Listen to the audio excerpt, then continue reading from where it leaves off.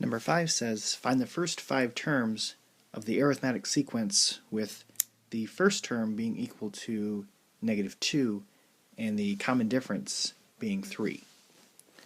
So my first term is -2. Then I want to add 3, and that gets me 1. And then add 3, and that gets me 4. Add 3, that gets me 7, and add 3, that gets me 10. So I'm adding 3 each time. And these would be my first 5 terms. Number 6 says, given the arithmetic sequence an with a1 equal to 2 and d equal to 3, find a16. So our first term is 2 and our common difference is 3.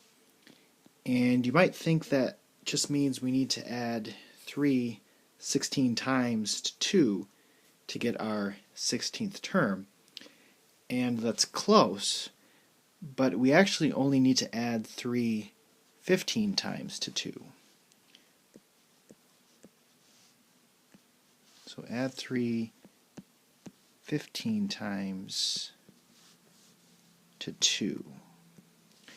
And if you look back up at the previous problem, it kind of shows this. So 10 is our 5th term.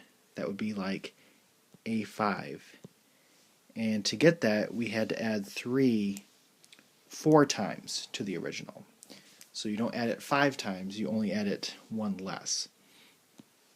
So a16 on number 6 is going to be 2, our initial term, plus 15 times 3.